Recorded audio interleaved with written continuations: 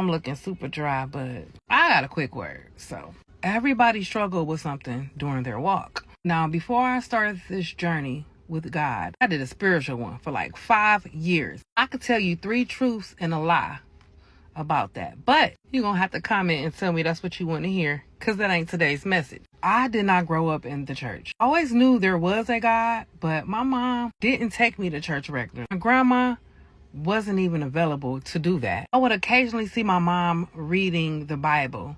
She would only play gospel music on some Sundays. So this hunger I got for God was started on my own. And I've noticed during this walk with Christ that some things are easy to give up. When I said I was done with sex, I was done and abstinent. When I said I'm not about to be going out and getting turned up, drinking till I throw up, I actually stopped. When I said I was going to start reading my Bible and praying regularly, I got in that closet. But my mind, my thoughts, is a whole nother ballgame. See, a lot of people struggle with lust, pornography, and fornication. But I honestly feel like those are addictions was probably passed through their bloodline, through generations, and just showed up in them in other ways. For instance, your mother or your father may be on drugs, but you knew you would never pick up a substance, chose to be an info, chose to watch pornography all the time, or maybe even just chose to work in that field. I grew up with parents that didn't speak life into me, never told me that I was enough. So when that little girl shows up, she shows up as judgment, maybe sometimes hostile,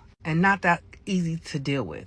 Self-doubt and self-sabotage. Now, all of these things I just named can cause someone to go into addictive behavior, but it's not the root. The root is the upbringing of not being reassured. The root is always feeling like I was never enough. But now in my walk, I know that I am, but I still struggle with those thoughts. And trying to do better, I can only take it one day at a time.